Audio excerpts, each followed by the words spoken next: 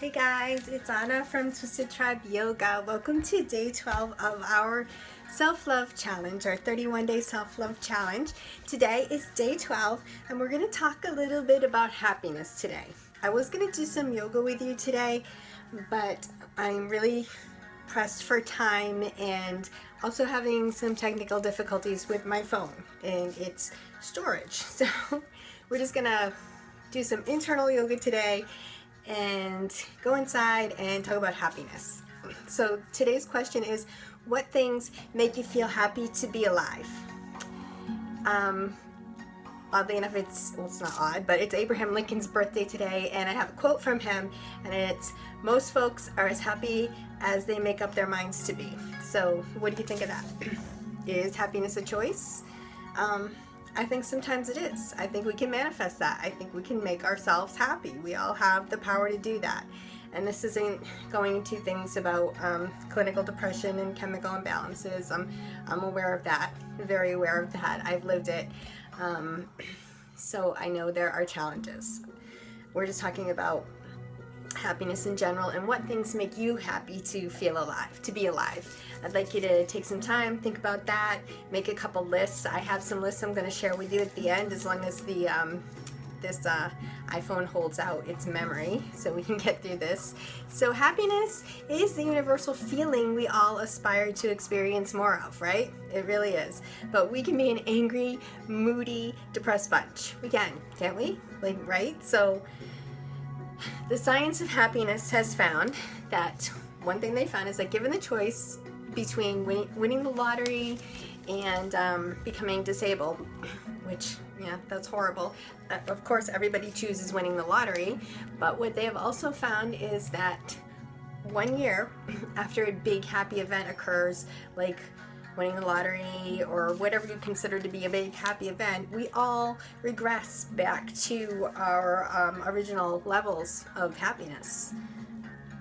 So it's an oddly complex thing, happiness. Money doesn't buy it. Winning the lottery doesn't make it happen and keep it there, obviously. So I have another list of 10 common mistakes that prevent you from being happy. The first one is, sorry, I got distracted for a second.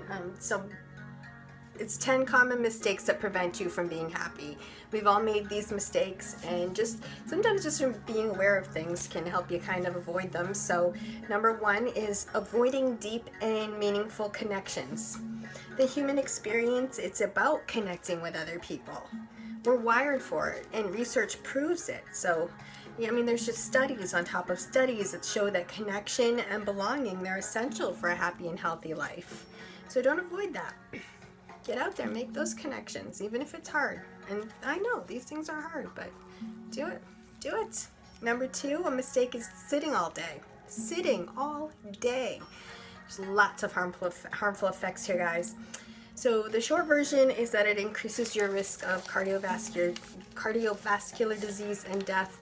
And also, you're not moving. So those natural endorphins are not being released, your happy brain chemicals. So get up and move.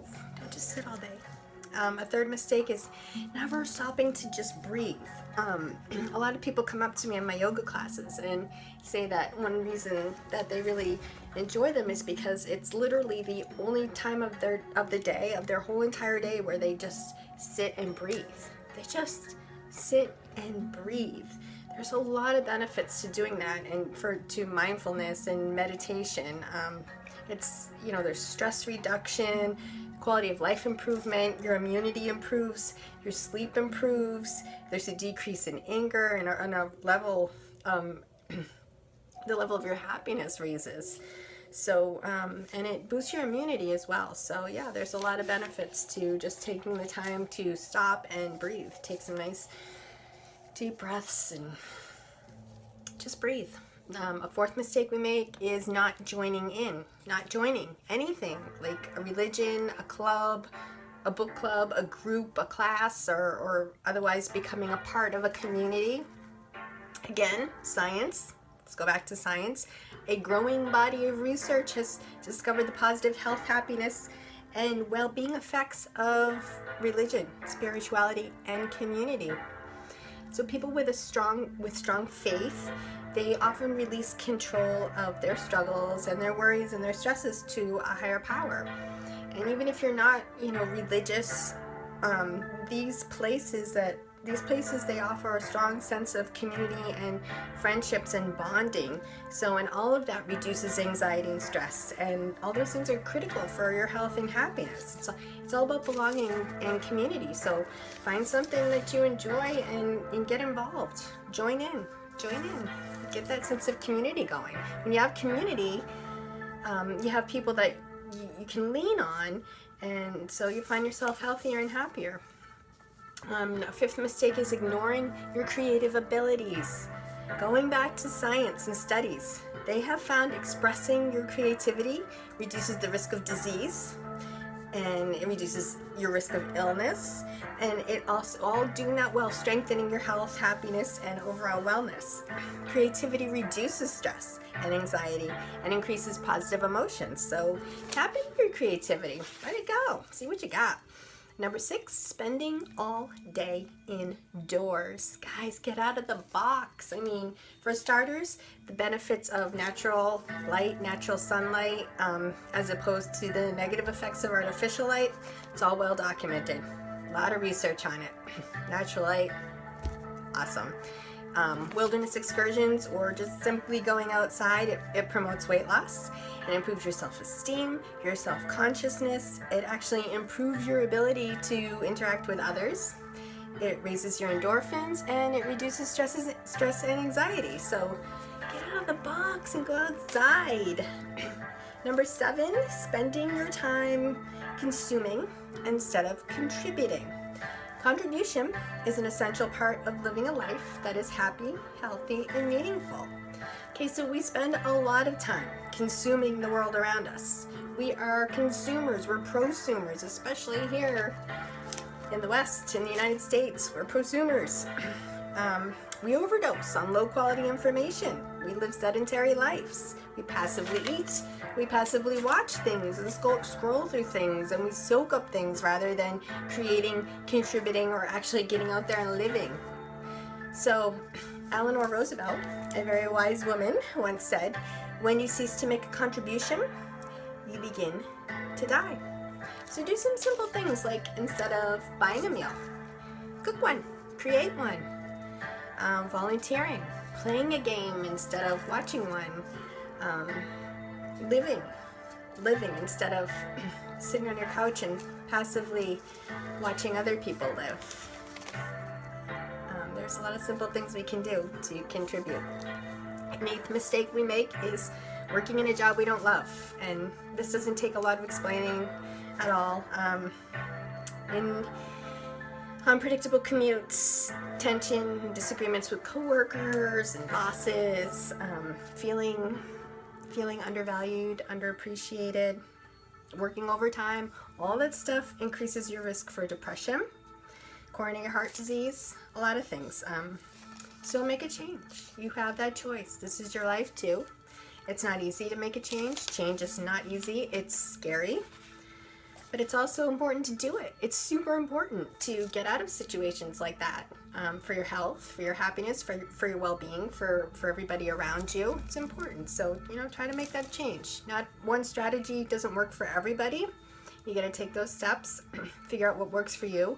But you always have options. You always have options. And, making that change could be one of the best things you've ever done for yourself. So a 9th mistake we make that kind of blocks our happiness is eating alone. It contributes to binge feeding. They found that lonely diners eat less vegetables and make less healthy choices in their eating habits. So eating alone is not always a good thing. I absolutely promote trying it now and then, going to a restaurant and eating alone, because it's part of our learning to love yourself and just be present with yourself, but it's not something you should make a habit out of. And 10, believing that you are unworthy of health, happiness, and love. Fear, uncertainty, and vulnerability prevent us from showcasing our true selves, and that prevents you from connecting, getting that connection. So if you want to be able to move past fear, judgment, and uncertainty into a healthier, happier life, then you have to give yourself permission first. You have to decide you're worthy. You have to. You do it. Decide you're worthy, because you are. You're worthy for a deeper and more meaningful connection to life. So make that decision. Give yourself permission to decide that. And okay, so for a more meaningful conversation about this, I've read a couple books. One is called Daring Greatly, and the other is The Gifts of Imperfection by Brene Brown. That's Brene. The books are wonderful. I highly recommend them. And I will also try to post a link in an accompanying post of her TED Talks, one of her TED Talks. She's really great. Just watch it if you have time. So these 10 things, these mistakes that kind of bar our happiness, they play a significant role in our health and happiness. So it's just some things to be aware of. And I have my list of 10 things that make me happy to be alive, and 10 more things. So I guess it's 20. These are just simple things, and these are a little more complex. And I encourage you to sit down and make a list. Start with 10. Can you go to 20? Can you give me 100? And maybe post them in the comments below of things that make you happy to be alive. So someone loves you more than you know. That's the first one on my list. Someone loves you more than you know. 2, you can change your life. All of these things make me happy to be alive, just knowing these things. Number 3, laughing feels good. 4, you can experience eating. I love eating, sleeping, and sex. 5, without life, you can't feel love. And love is one of our greatest gifts. 6, you can try new things and learn new things every single day. 7, you can be passionate about something and you can turn it into something awesome. Number 8, you can make an impact. Number 9, you can overcome fear and find total freedom. Number 10, you can lose yourself in beautiful things. And then my second list is just things that make me happy. The beach, palm trees, sand, the ocean, and coconut oil. My family, my friends, yoga, my dog, speaking my truth and standing in my truth and making an impact. Spreading happiness, love, and light. Making someone smile. I love smiles. I love when someone smiles. Like a genuine smile that just kind of grows. It's beautiful. Music, that's my number 9. And number 10 is freedom. The freedom to travel, freedom to be me, and the freedom to live my life authentically and fully. So again, I'm running out of memory on my phone. I'd love to do some yoga with you guys today. I'm going to see if I can fix it so we can get back to doing yoga tomorrow. You can refer to some previous videos if you want to do some relaxation. Do that yogic breathing. Inhaling deeply, exhaling out your nose. In and out through the nose. Placing your hands somewhere on your body in a comfortable seated position. Just sit and breathe. Sit and breathe. And be happy. Smile. Thank you for joining me today, and join us again tomorrow for day 13 of our 31-day self-love challenge. Namaste.